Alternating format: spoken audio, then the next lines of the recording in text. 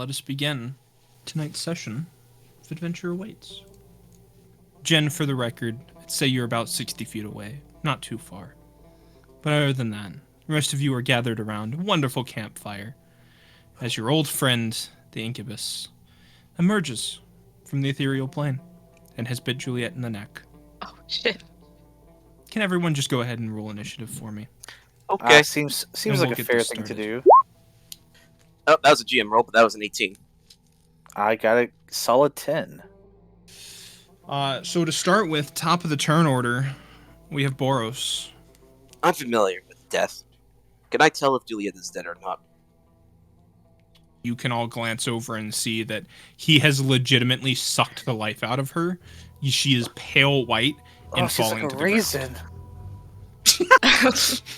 Boros tenses up, like he's trying to process what's going on.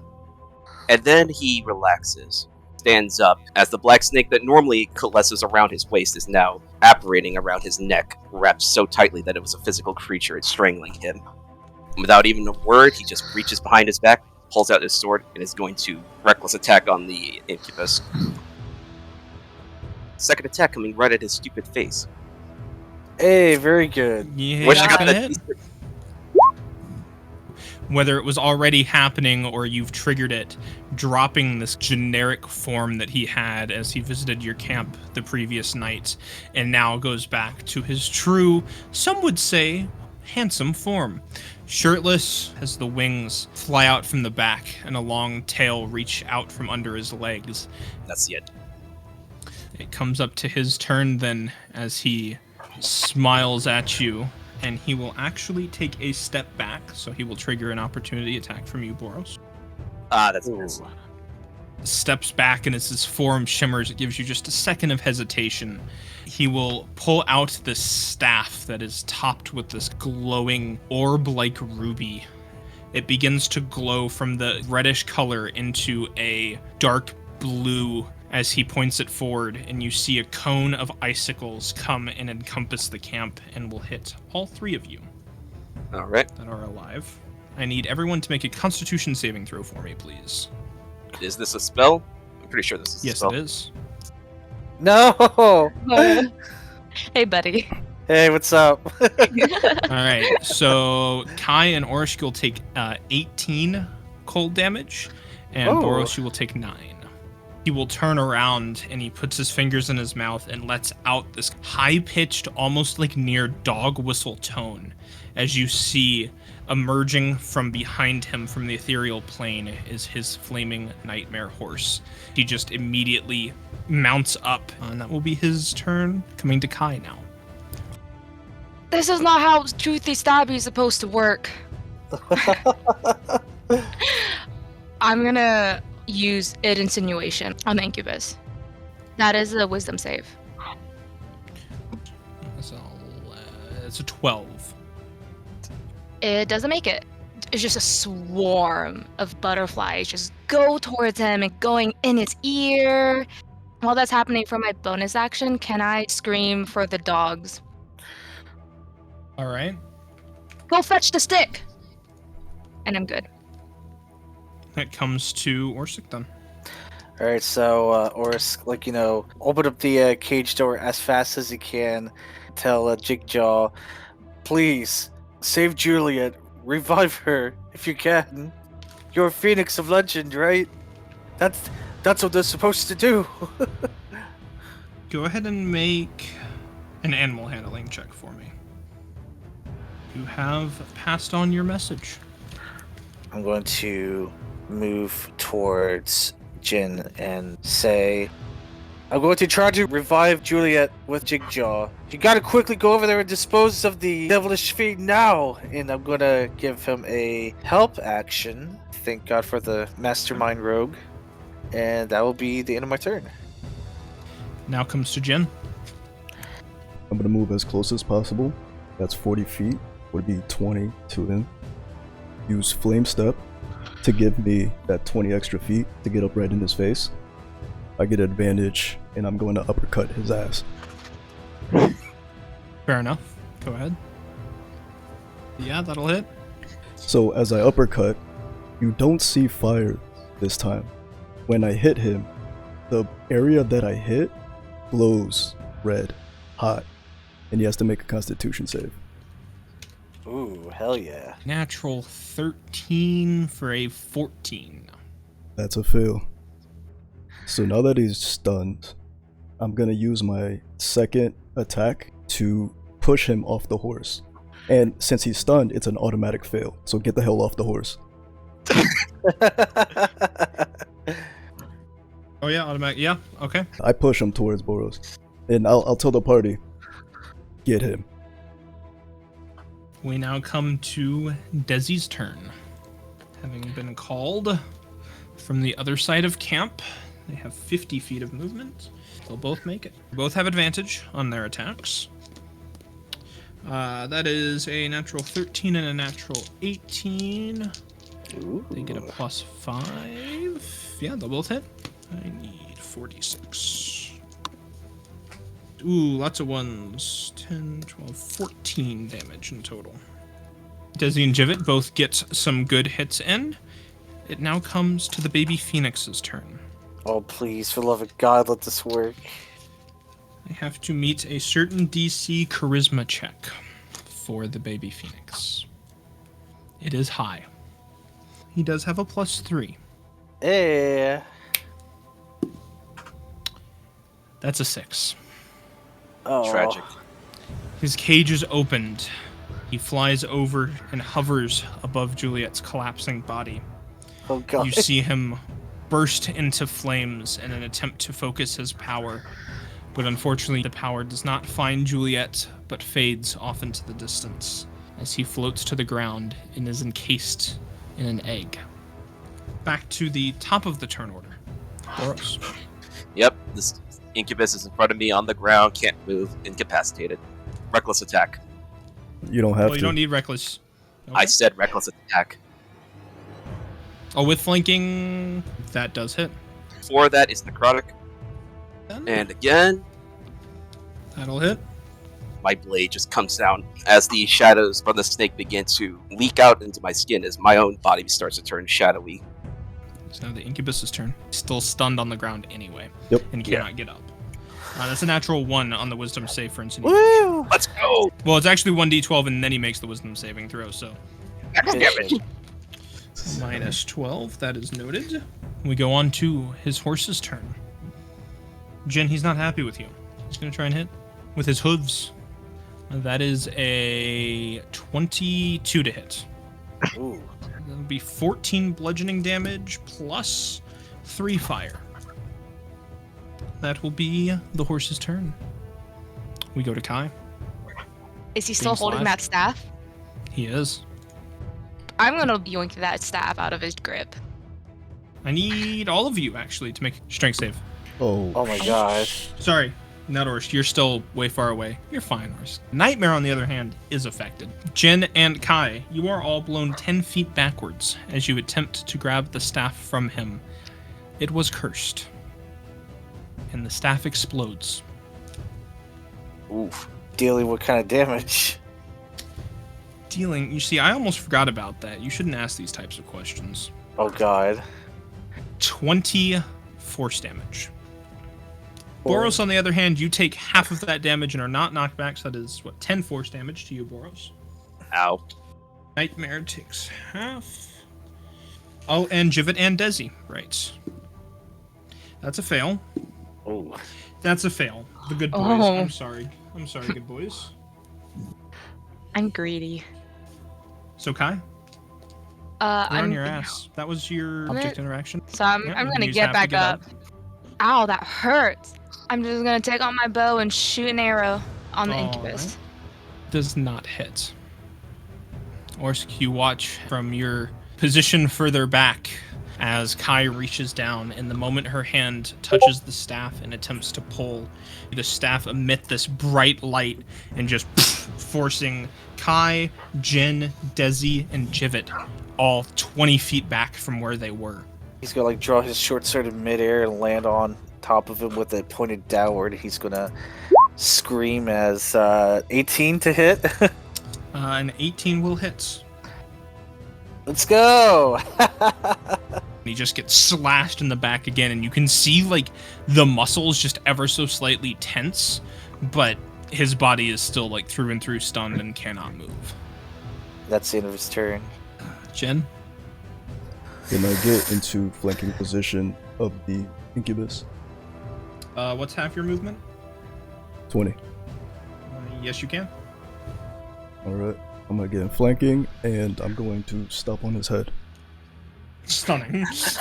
That's good. I'm just whacking the body. Go ahead. You're like stomping on the head. +2, yeah. We're bullying this dude. Alright. You guys deserve really it. are. Stop Oh, that. god damn it. Jesus Christ. Nice. Con save. That is a natural 19 + 1 makes it a dirty 20. Alright, he saves. Second stomp on his head. That's right. Yep, that is. Alright, stun again. Lord have mercy. Motherfucker. Does it use It's key an actual points? 17 for I'm an 18. curious. Yes, it Doesn't does. deserve mercy. How close is the Oh, horse? hold on, I gotta Monks are record this great. damage. The horse is diagonal to you right now. I'm going to bonus action. My chest bursts into flames, and I get into dragon stance. That's my turn.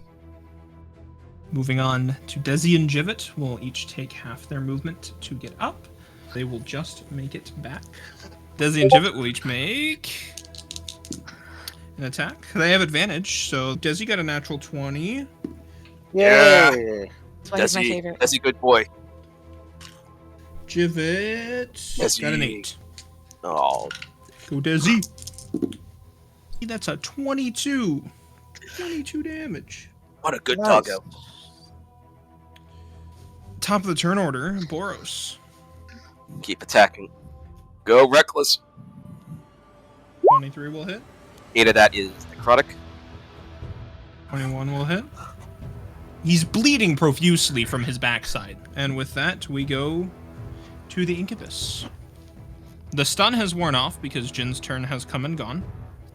At the end of each of its turns, so that's another 6 damage. Beautiful. And he gets to make this save again. That's a natural 17 for an 18. That is his turn. The nightmare is going to turn to you, Jin. This would actually trigger my sentinel attack, so I'm going to attack the horse. You, Jin, that is a 24. With disadvantage? God damn. Forgot about disadvantage. Good call, good call, good call, good call. Second die. That's a 17. That is 6 bludgeoning plus 4 fire. That's Yeah. literally enough to get him back down to the ground. Jin's unconscious. And with that, we go to Kai. Suddenly, a tattoo appears on the incubus, so I'm going to do favorite foe, and I'm just going to do 1 arrow shot on him. You see like an ethereal tattoo, and just like just draw it instantly. Yeah. Go ahead and roll. No! Yeah, 12 does not hit. Ah! Oh, I forgot about Jin. I could have healed you. Damn. I'm done. Comes to Orsk now. Keep on whacking him with the short sword, right? Okay. Yo, stay down! Go Just ahead. whack, whack, whack. 19 will hit, yeah. I imagine you're not even like slicing, you're just slapping him with the side of it. Just like I'm whacking him with the hilt, effectively making it bludgeoning damage, right? okay. Jen, go ahead and roll a death save for me. Because Kai just decided. Yes, I'm so sorry. That's 2! Oh god! I want to help Jin. Jin's like, I can see my ancestors. They're waving hello. Jin's at 2 fails. Moving on to Desi and Jivet. That's a natural 5. That's a natural 6. That's a natural 3. We're moving back down. That's a natural 2. Shit! Stunned by the concussive force that happened before. They're just now feeling the effects, clearly. Top of the turn order. We have Boros. Just die. 21. 21's gonna hit. Go for the legs! Save me the wings! Alrighty. One more. He's looking hurt, but now it comes to the incubus's turn. Boros, need you to roll a wisdom saving throw for me. That fails. Ah, god damn it. A charmed creature cannot attack the charmer or target the charmer with harmful abilities or magical effects. We also have the nightmare going, rearing up to like walk over and hit Kai. Natural 16. That's a 22 to hit. 6 bludgeoning plus 3 fire. That is the nightmare's turn. So I'm gonna rifle Jin's pockets, take out his potion. 8 points. Welcome back to the land of the living. Can I actually move away from everyone? Sure. Glad to see you back to the land of the living, buddy. I want that sweet +2 to hit, so let's see what happens. Right, he's gonna take a swing with the short sword. That will not hit.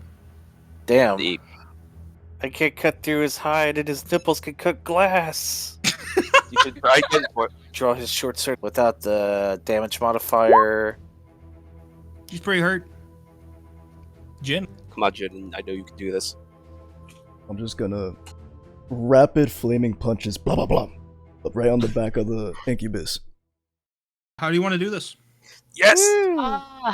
Rapid punch his lower back until he falls to the ground, and then I'm gonna keep pushing it until my freaking fist goes through his back and just starts hitting the ground. Jin's fist finds good connection as he pushes this incubus to the ground. His fist continues into his lower back. You see the incubus turn his head with one last smile as his body begins to dissipate to ash and blow off into the wind. The nightmare will begin to shroud itself into the ethereal plane and disappears from sight. I'm gonna cure wounds. I just want to see if it could heal Juliet. I tried to save her using the phoenix, but it reverted back to an egg. It has no effect. Merchants who were taking shelter behind their carts during this fight emerge and provide what medical aid they can in terms of wrapping wounds and such. Merchants, do you all have any extra sheets? Yeah, they can bring some out. Thank you. Orska's gonna, crack his knuckles as he's gonna wrap Juliet up like a burrito in the sheets. Hey, Juliet. Wherever you are, can you at least say hi to my dad and tell him I miss him? We'll put her in the back of the cart, gently as I can, and we'll go back to the fire. Just unsure of what's going on right now. It freaks him out that he went this deep again. And he's glad it didn't hurt anybody he cared about. We should head over to Waterdeep as fast as we can. I'll stay for watch. Kai, as you begin the first watch of the night, a thunderstorm pour rain over your camp. I'm just gonna look up, close my eyes, and enjoy the rain. I'm gonna take out one of the items that I took from Juliet's body. I just look at it, wonder what it is, and put it back. Your watch does proceed uneventfully. Some of the merchants, clearly shooken by the day's events, still up and roaming through camp as you watch. Taking second watch. I'll do it. When we switch, I'm just gonna give you a little gentle fist bump on the shoulders and just head to the cart. The rain continues through the night as you arouse Boros. Or rouse. No. No. Wait, what? What happened? What happened? Oh, Yes. Why? How do you do it? Fan fiction. That shit wakes me up. I smell a bit like wet dog because I've been wrestling with one of the dire wolves. As I wake him up, I tell him, still have those ashes from before. Right. They still have those. I'll bury them later. Thank you. As I get up, I'm gonna put a hand on Jin's shoulder. It wasn't your fault, you know. It could have been any of us. You go get some sleep, okay? And I will get up from my watch. I'm going to pull out my shovel from my pack. And I'm just going to bury the ashes. It's a wet and muddy morning. The merchants don't talk and staying out of your guys' way as much as possible. I will get on my seat on the cart. Alright, is everybody ready? Yeah, let's start heading out. Hold on, Juliet, we're gonna get you back soon. As you guys begin to set off, destination Waterdeep. We're going to go ahead and take our first break of the night there. Guys! Motherfucking guys! Hey, we didn't die. Oh god, I beg barely! to differ. Listen, if that roll with the Phoenix worked out, okay, we wouldn't have to be having all this conversation. The Phoenix Revival puts you at unstabilized 0 hit points. You still have to make death saves. It Ooh, is a baby shit. Phoenix after all. Anyway, that's I better would than have being rolled that straight up nat dead. one instead of Jin. That was a scary nat one. That was, Yes. oh my god, my heart That stopped. was... This is the best not playing D&D I've ever had.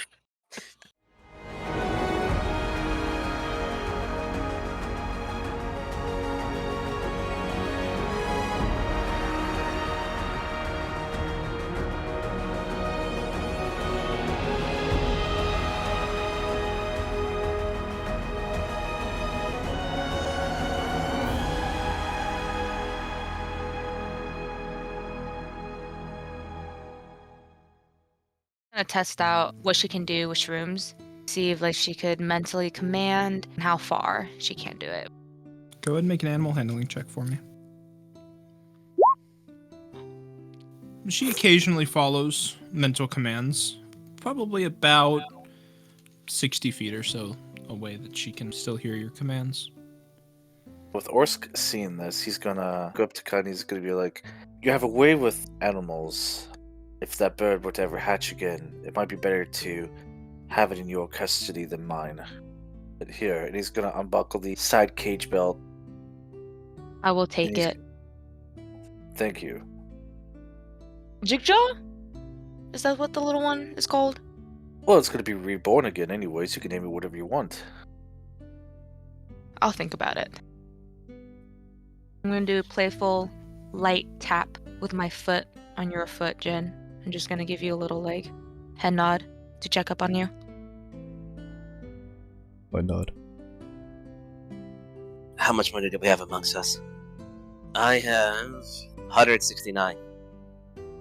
I can add 120. I have 194 on me, and Juliet might have 253. How much is it? 500? Yes. And then we have enough. Doggos are walking alongside. Are you guys traveling straight through, or are you still going to be stopping at night? Ideally, I want to go straight through, but I don't know how everyone else is feeling. I would go straight through, honestly. Yeah, we can go straight through. Probably be best that some of you attempt to sleep in the carts through the day, or else you will all be suffering from multiple levels of exhaustion by the time you get to Waterdeep. I would sleep in the day. I will sleep at night. I think I'll sleep during the day. Orsk and Kai on the night shift, and Jin and Boros on the day shift. It will take you about 3 full days from where you started to get to Waterdeep. Kai and Orsk, can I have each of you roll a perception check for one of your nights? As the second night of your travel comes across, constant rain and thunder over a couple days of travel still rolling through. Jin and Boros asleep in the back. You both notice a couple 100 feet in front of you, piercing through the pitch black night and rain, the crackle of a flame off on the side of the road. Continue up the road. The source of this flame becomes more visible. Curled up in a circle is an ever-burning wolf on fire. It looks over in your direction and just tilts its head. I'm gonna Oh, wave. Got it. No, don't. Oh. I won't look at it, but I'll wave. It gets up and begins walking towards you. No. I made a mistake. No. Hey, Ursula, let's get that out of here. I agree. Yes. The dog was only 12 feet away from you at the time. As you pass by, you see it kneel down and just hear. Can I get the feeling what this dog was trying to convey? Animal handling. No!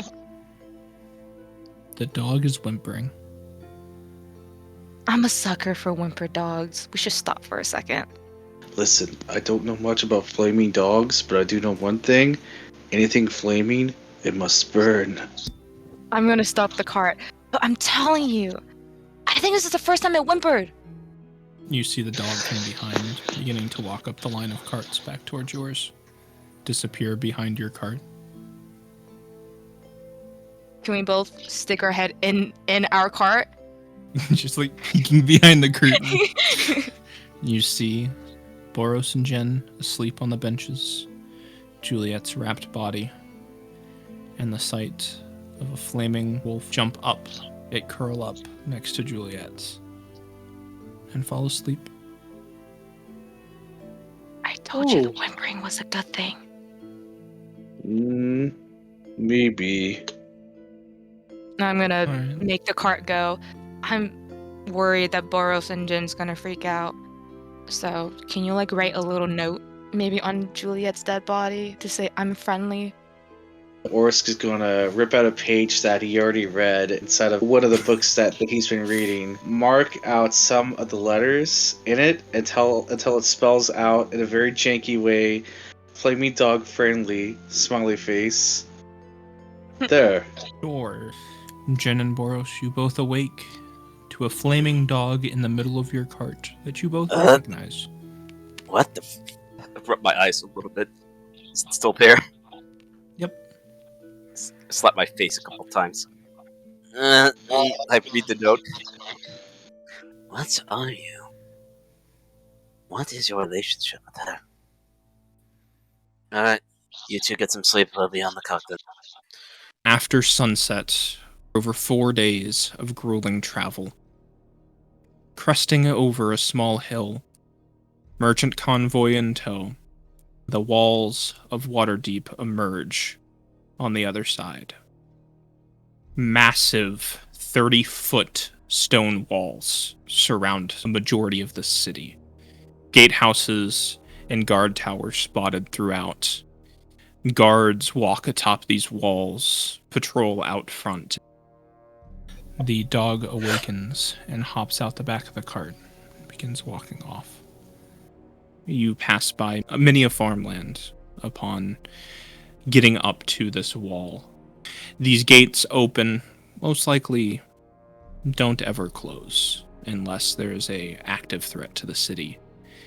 The guards pay you little mind as you continue, though the two large gray and white direwolves that walk alongside your carts give them a little bother, but they're well enough trained that you are allowed passage into the city. Yes, Orsk is going to look around and see if anyone will see where like a good church is to bring back her fallen companion. A guard just inside the gate, mostly for this purpose, to guide new individuals throughout the city. Painted blue, full plate armor, with a longsword sheathed on his back. Clearly very tired at this point. Will guide you towards the Prophecy's Tomb. Northwards along this main road where you're entering to a large main temple that is used within Waterdeep for worshipping many different entities and deities, with the graveyard attached to it, a building shaped, funnily enough, like a cross. A city as large as this, most of the small hamlets and towns you've been through calm down at night and stop functioning. Waterdeep, on the other hand, is still bustling in its own fashion. Carts being moved throughout, market stalls resupplying themselves for the morning to come, just general night owls that decide to operate at night instead of during the day. And your convoy most definitely attracts attention, carrying 20 plus carts towards the heart of the city with 2 direwolves in tow. You come across this clearly temple-like building, large 3 to 4 story high stained glass windows all down the side, many different chairs and tables under tree shade outside, bushes lining the building as well. So you make your way to the front of this building. These 2 large 3 to 4 story high solid wood and iron and gold inlaid doors, cracked open more than enough for multiple individuals to walk in. Inside, lines and lines of pews leading up to a large, nondescript frontal stage that can clearly be used and decorated for any type of service that is happening. And you do see multiple individuals roaming around on the inside. Excuse me. We have someone who was dead here, and we would like to make them not dead. Could you help us? This half-elfin female in these very long, on the floor, a little bit blue and gold robes, standing just on the inside, and turns her head at you a little bit. Please do come inside with haste, then. Excellent. As she turns around and begins hastily walking towards the front of the main chamber. Who's carrying the body? I am. Orsk, your words to this first individual have created quite the stir within this building now, as many different priests and assistants are preparing for the upcoming ritual. Even with as little information as they have, they know that time is of the essence. They quickly lead you to this room behind the main chamber and direct where to place Juliet's body. As for the next pretty much 5 minutes, they're getting many different types of candles and incense, holy symbols, many other things that you can presume are required for this type of resurrection ritual. Slowly and steadily, most of the individuals begin to leave the room, closing the doors behind them. And you're left with, in front of you, same female half-elven figure you spoke with before, Orsk, along with this older male dwarven figure in matching robes. Half-elven woman step up. Can you give us any more details about what happened here? We were fighting something.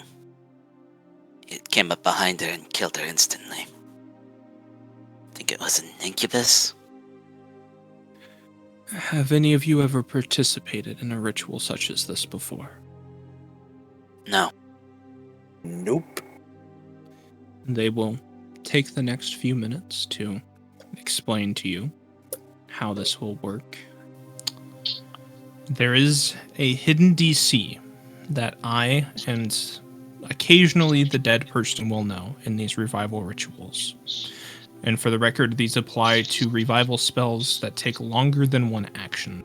You can do anything you want in an attempt to entice the dead one's soul to come back to the land of the living. If you succeed, you can lower the death DC by up to 3 points. If you fail, you raise it by 1. At the end of up to 3 of you doing this, I will make a final D20 roll in public against this death DC. So who would like to go first? Boros will step up, grab Juliet's hand.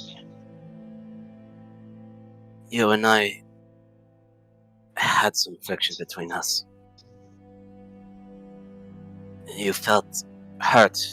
Who I was wasn't who I truly was.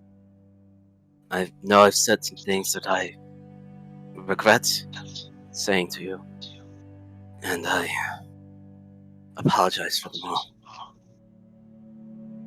You were the first friend that I met after that awful event all that time ago, and you made me feel welcomed, made me feel like I belonged. I don't want to lose you. I want to see you back. And we were playing that game the other day, Truthy Stabby. It felt like our friendship was coming back. And I felt like maybe this could develop into something more, but then to have it all taken away. What I'm trying to say is, and he will get as close to her ear as he can and whisper it, I love you. And that's all he has to say. Go ahead and roll persuasion. 9.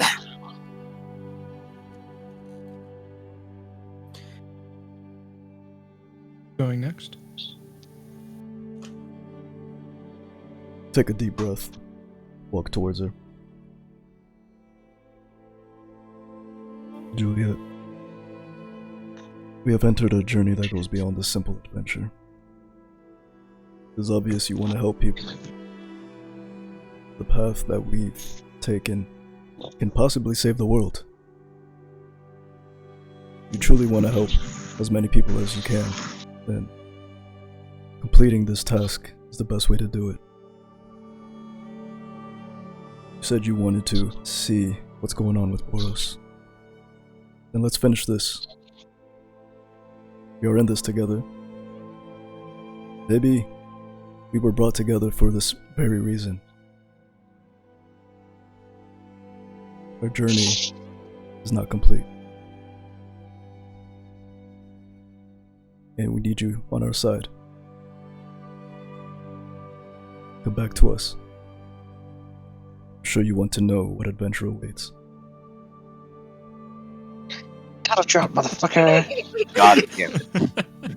Clever boy. He set the title. He set the thing. Everyone starts going ape shit. Go ahead and roll a persuasion check for me. Ooh, Hey, it's because he did the title drop.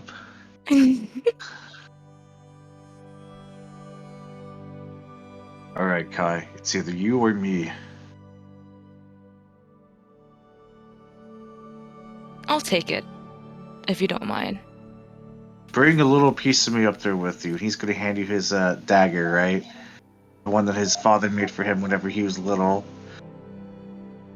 I walk up to Juliet. Hey, Jules.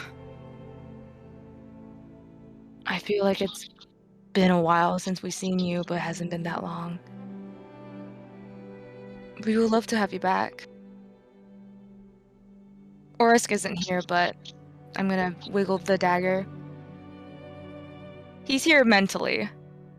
I don't know if you can see, but this is the dagger we use for Truthy Stabby. I hope you do know you're loved. It hasn't been long, I know. Just a few weeks. But we've done so much, and there's still so many things we need to do. Hey, you still need to watch anime with me. I was so excited to do that. But it has to be with all 5 of us. I'm gonna lean in, and I'm gonna take out a brooch that I took from Juliet's bag. I'm gonna make it so the group doesn't see. I'm gonna put it in her pockets. I know you don't like when people look into your things. Would love for you to come back so you could get mad at me. Go ahead and roll persuasion check for me. So the priest steps forward and begins completing the ritual. The target is a 12 or higher. Yes! A tense few seconds pass as it takes time for this ritual to be known if it will succeed or not. Slowly, head to toe, the color returned to her skin and the life returned to her body as finally a breath gets drawn in. Juliet will come back to life. And we're going to end there. Hey, everybody. Juliet's back. Oh my god. That was such a great thing you said, Jin. That was a really good speech. Yeah. That was. By the way, we all have 27 gold to each of us. Jesus fucking Christ, Swift. That was so good. That was so good. I was like, that nat 20 was so fucking deserved. If I could physically make this DC lower, I would. That was exactly the perfect thing to say for Juliet. And there was the name drop. Excellent, sir. I just want you guys to know how much stress this has been for me. This was the best game of D&D that I didn't play. I just really loved it. I only cried like 4 times. What part did you cry? I'm so curious. I can tell you when I cried. I cried when Jin rolled Wait, a you cried? 1. Yeah, when you touched the damn staff. Oh. Bro, Swift is aggressive as hell. Fuck. And I Okay, love I'm it. sorry. Did you actually cry though? That's great.